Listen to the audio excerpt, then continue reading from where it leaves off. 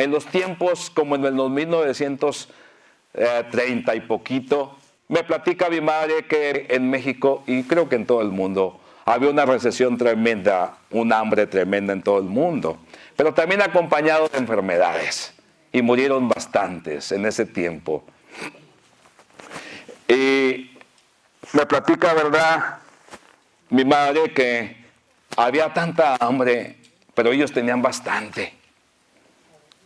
Yo soy nativo del estado de Zacatecas. Y platica mi madre que andaba tanta gente pidiendo. Aquí se trata de limonas, aquí te trata de dar lo que leí. Y entonces dice mi madre que siempre tocaban en la puerta de ellos. Ellos tenían dinerito, ellos tenían dinero. Creo que eran, mi bisabuelo era capataz de hacendado. Y los capataces dicen que eran iguales que los hacendados, tenían bastante. Y dice mi madre que venía mucha gente a tocarle la puerta, sabían que tenían. Dice, mamá, cómo me daba gusto, hijo, cuando iban a pedir. Me daba mucho gusto. Iba yo y abría uno de los baúles que estaba en la sala, llenas de dinero, por supuesto. Y si yo agarraba el puñito y se los daba al que venía. Al que venía. Así fue mi madre en su generosidad, cuando ella tenía y tenían abundancia. Dios bendice, pero siempre le vi que era compartida con los demás.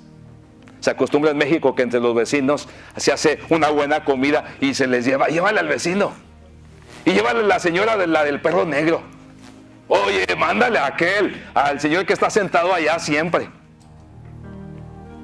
Así son muchas partes de México. Y me acuerdo, ¿verdad?, que mi madre tenía siempre, ya cuando tuvimos refrigerador, llenísimo de comida. Hay un secreto, mis hermanos, en el dar. Y no precisamente por eso nos vamos, porque vamos a recibir, sino es un mandamiento de Dios. Es un mandamiento del Señor el dar. Hay una bendición tremenda. Y Dios lo que quiere es de que seamos de corazón dadivosos. A lo mejor en la familia pasada no había, en algunos, pero ¿por qué no comenzar? ¿Por qué no comenzar?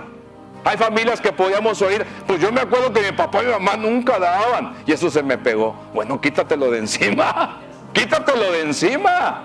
Hay que comenzar algo nuevo, hay que romper las cadenas. Si no se pudo en el pasado, yo puedo ahora.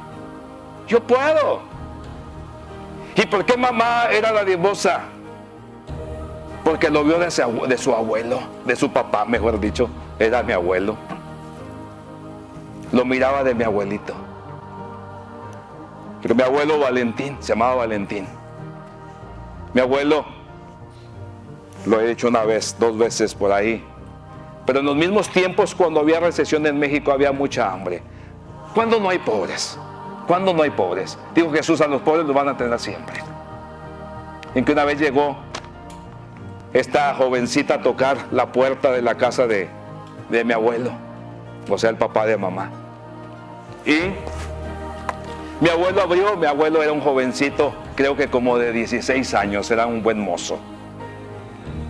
Y abrió la puerta y era una jovencita de la misma edad, una quinceañera. Entonces la jovencita pues le pidió una limosna a mi abuelo. Tenían hambre.